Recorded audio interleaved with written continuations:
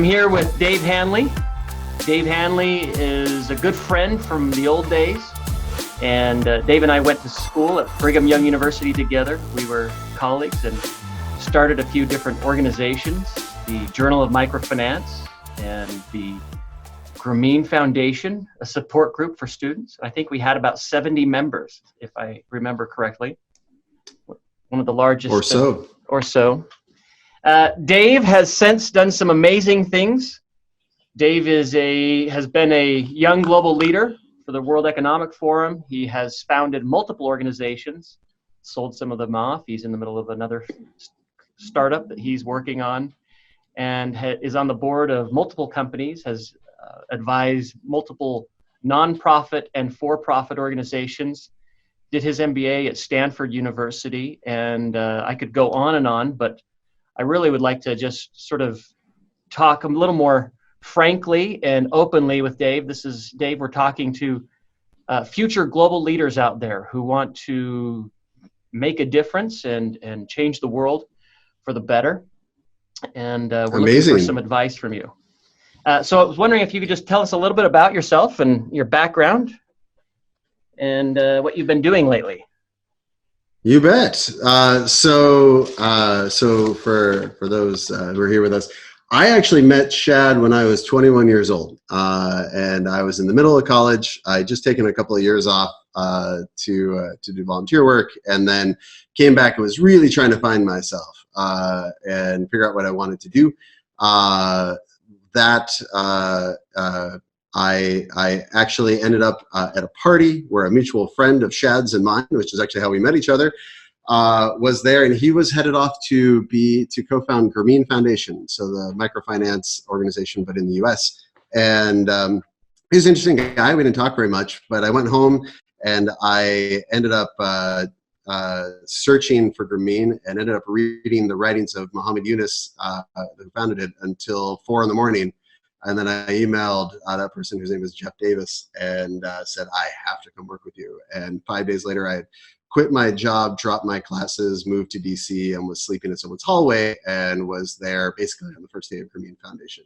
And then on the second day, I walked in the office, and there's this guy, Shad Morris, who would become a lifelong friend and even my best man when I got married.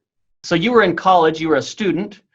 Yes. Had you had any experience in this area? How did you know what made you want to do Not it? at all. It's just something really resonated with me. I had spent time living in American inner cities and kind of seeing American poverty up close, and just wanted to do something that would have any kind of impact. And so I ended up going to Bangladesh and interning at Grameen Bank, which has a fantastic internship program that you can apply for online.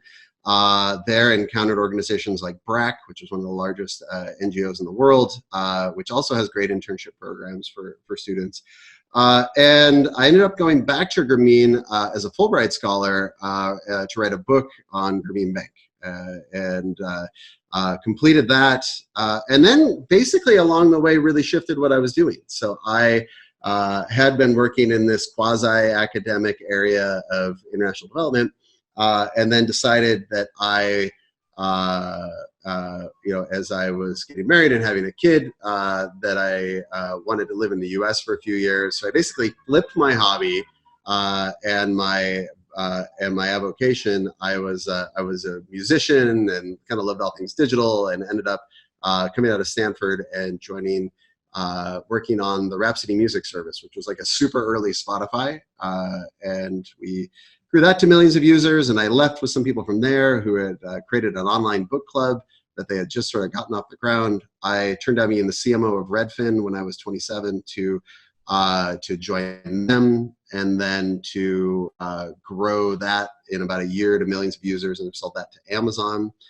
2 months into Amazon, I gave 4 months notice that I was going to leave, which was very odd since we signed that deal the day before Bear Stearns failed in the 2008 financial crisis. Nice. But I knew I wanted to go out and do it again, and ended up accidentally creating a social media agency in 2009. Which turned out to be a great time to create a social media agency. I grew super quickly became the largest social media agency in the country. And in a few years, we sold it to the consulting firm Deloitte.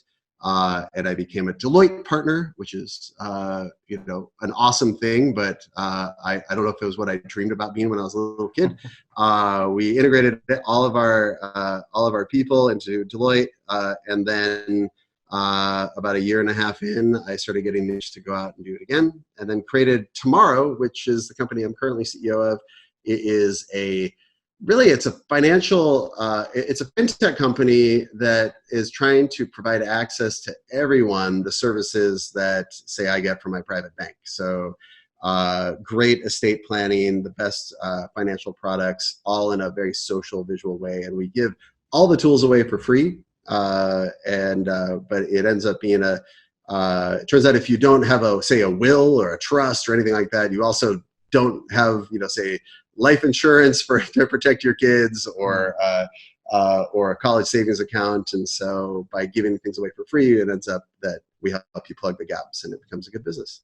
Fantastic. Wow. So one thing that has really impressed me about you, Dave, is you've been very much involved in social causes, in helping to make a difference in the world, globally especially, international development, helping in poverty alleviation. At the same time, you've also been able to sort of build and create wealth and businesses through corporations and startup organizations making money. How have you found that sort of, a lot of students and young leaders have a sort of question of, I need to go out and make my money like Bill Gates, and then I can start the Bill Gates Foundation, or then I can do that. But you seem to have been able to do both.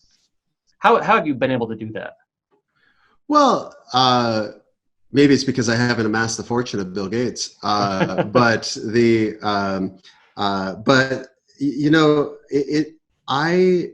it's interesting. I really enjoy the work of companies, startups, right? I love creating, tuning, launching, and when it turns out when you make money at what you do, meaning like the company has revenues and you're not relying on donations, you can really innovate your way into really creating a business for yourself, and something that, like what I'm doing now, which is actually benefiting now hundreds of thousands of families who are protecting their kids using our products. But at the same time, I do get that itch to want to have greater impact on the world. And so as I go about my life, I end up advising different individuals and companies that come along. So everything from a large Chinese water NGO that's educated millions of kids on the impact of the things that they buy, the food that they eat, whatever they consume, and how that impacts water and sort of the upcoming global water crisis, which is happening. I sit on a couple of boards of NGOs, but I think also more importantly, just take time out for either to provide emotional support or professional support to these amazing social entrepreneurs who are out there doing incredible things. Fantastic.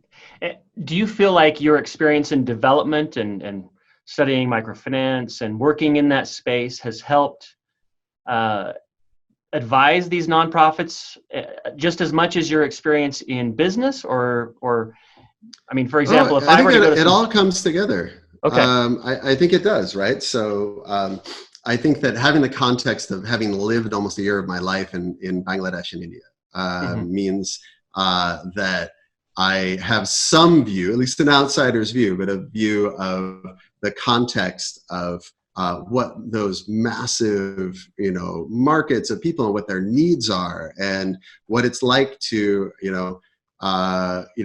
travel and hitchhike and ride on the tops of buses and trains, and understanding, what constraints can be there, and also how to tap into the local knowledge has, I think, been super helpful. I think also it's given me a lot of empathy in that, we in the United States, North America, we live a very segregated life socioeconomically. And so we're typically only with people of our own socioeconomic level, and we very rarely have a front row seat to true poverty. Sort of the bottom 20% of earners of household income in the country don't often interact with even the top 3 quintiles. And so for me to be able, I think when you go abroad, you actually get that empathy and realize, oh wow, people are really struggling. And I think that gives you a good view about identifying problems that could be solved and potentially ways to solve them. Wow. Okay, so you've been able to be successful at building for-profit organizations as well as nonprofit organizations. Do you have any advice for students? Say I'm a student, I'm a junior or sophomore in college. What would you recommend that they spend time doing? What should they be focusing on if they're interested in having a global impact and being a global leader of some type or another? Yeah, well, I'm going to give 2 very different recommendations. One was the recommendation I would have given, I still give it now, and I think it's great, which is if you can find the right organization who can not only take you on as an intern, but who can actually give you a great experience. I think that diving right into the world of either a single nation NGO or even a global NGO, where you can get a mixture of both on the ground experience as well as policy experience, I think is fantastic, only because they're always shorthanded. And so if you can just jump in and give not 6 weeks, but see if you can give 4 months or even longer if possible. Not there's anything wrong with 6 weeks, but I think by week 5, you figured out how to contribute, and then you have 1 more week, and then you have a party, and then you're done. And so I do think that there's an opportunity to get broader, deeper experience and just give your whole heart and soul to that experience as an intern at an organization. Now, that's what I was doing when I was, say, 22, 23. And then I was in Honduras, and I met with someone who Shad knows as well, John Hatch, who created Finca International, which was at the time one of the leading microfinance organizations.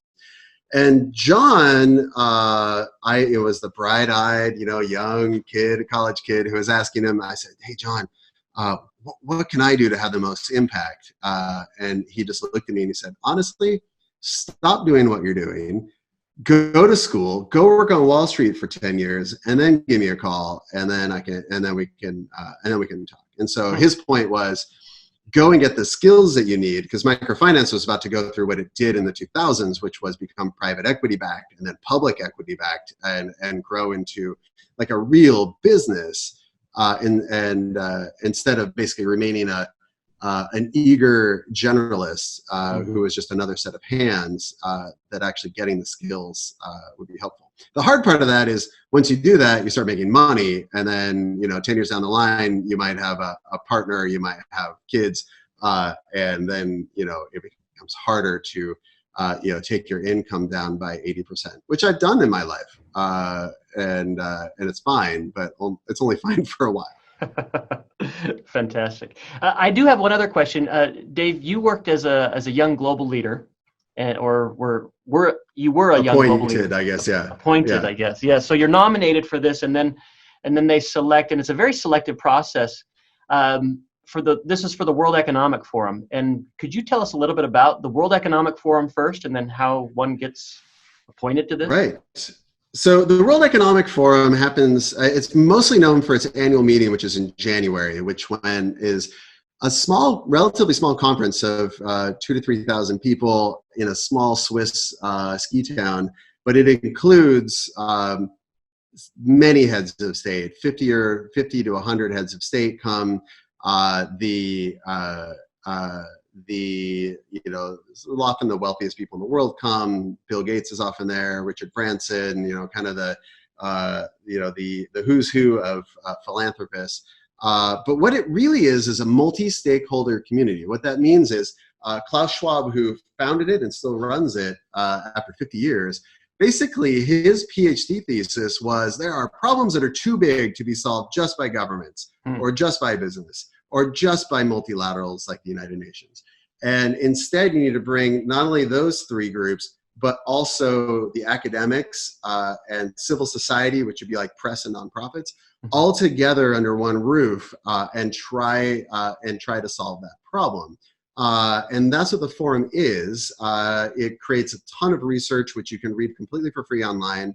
All the key sessions from Davos you can actually watch on video. You go to weforum.org to get access to all that. But it's really, it's a little bit of a magical place in that people whose day job is to maximize shareholder value for a Fortune 500 company, they show up with the intention of, well, how do we make the world a better place? And how can I use my skills and resources to make commitments and connect with others who, either innovators who can help me with carbon neutrality or others who can help me to engage a workforce in a developing country, that they come together in this little village and for a week I have the craziest meetings and conversations of my year. It's the who's who, it's the heads of state that are all at this, why on earth am I there? That's an excellent question. There. The forum's probably asking itself that every year. So the forum looked around and noticed that, if you just draw from heads of state and from CEOs and the secretary generals of various, not only the United Nations, but say its constituent groups, that you end up with a very old, often very white group of people and very male. And so the intention of creating first the Forum of Young Global Leaders is, let's cap it at 40. Let's find people who are doing amazing things in the world, and then let's bring them into this elite circle and give them all the resources and more or less take away all their excuses and for them to go out and really, move up several levels in their ability to have impact. Then the forum also created a group of under 30 a few years back, which is called the Global Shapers. And there are, say, 100 YGLs selected globally every year. And for the Shapers, it's actually thousands. So there's cities around the world, every global capital, not just nation's capital, but the bigger cities and several cities in the United States and Canada have them as well. And you can basically be nominated as a global shaper. Shapers are people who are young, they're in their 20s, could be in their teens, but they have done something super exceptional that puts them as a cut above, and then we bring them together. They self-associate in their cities, and then we give them access. What kind of things have these young leaders done? Are they in college, or does it have to be after college? It doesn't have to be anything. They just have to be under 30. So you could be a teenager who was a climate activist in your area in Brazil, and that you've risen to a level that you've become successful at it, and you could be nominated for that. So other shapers I meet are, young computer scientists who might be post-college who are doing extremely interesting things around AI or around neuroscience. There are people who, some are young executives, but mostly there's a lot of social entrepreneurs and a lot of people who have just really set out to either with a key piece of science, intellectual property, innovation. They could be up-and-coming journalists. They could be honestly a YouTube vlogger who's really focused on impact. And sometimes you'll see athletes as well. Oh, wow. Fantastic. So this is an opportunity for a lot of young students to think, okay, how can I move to be this young global shaper? And that's one way to make an impact. So it gives you definitely a lot of access. I think actually I would really focus on creating the impact now, and look at these as actually your peers. They are your same age or 5 years older, and then you're going to be able to really realize what's possible by seeing what they're doing. Okay, fantastic. Well, Dave, is there any final parting comments that you would have, advice to future global leaders? Any final words of wisdom? I actually think that the secret to happiness in this life is saying yes. and that there are opportunities that are either going to present themselves, or more likely you'll go dig under and you'll see something, and you'll read something and see something that inspires you, and it's going to call you to action, and you just need to act. Last night, I met with Christiana Figueres, who is the co-architect with Tom Karnak of the Paris Climate Accords, and her book came out today. Last night was like the pre-launch of the book, and just listening to those two talk about how they orchestrated what's going on in climate, and what they were doing for those 5 years before Paris, just made me realize, wow, I need to act, and I need to act in my own personal life. But also there may be ways that I can take my skills and my network and apply it. And so I think if you have that, if you read something, it's just like I did, with the writings of Muhammad Yunus, you read the writings of someone, or you see a part of the world or a problem that interests you, just go find somewhere to get involved, and just say yes to it, because you never know where it's going to lead. Because I have the most bizarre background for like a boring, fintech CEO, in that I have lived all this time in developing countries and have this, perhaps a stronger network in the world of development than I do in the world of finance. But it's all of it has shaped me in such beautiful ways, and I'm incredibly grateful for it. Thank you, Dave. That's fantastic. Well, just knowing Dave for a very long time and being such good friends, I can attest that Dave has done an amazing work in everything he's done. Has been very inspirational to me and to many around him. And I think one of the things I would like to say about Dave is not only has he had a major impact on many people and on a very large number of people, but I think just his deep level of impact on the specific individuals he interacts with has made a huge difference. I can say this for myself, that Dave has made a big difference for me, knowing him all these years. So I think great advice, the advice of going out, saying yes, getting out there, and just finding something that you're passionate about and following it. So thanks, Dave. Thanks, Chad. Thank you so much. That's so kind. No problem.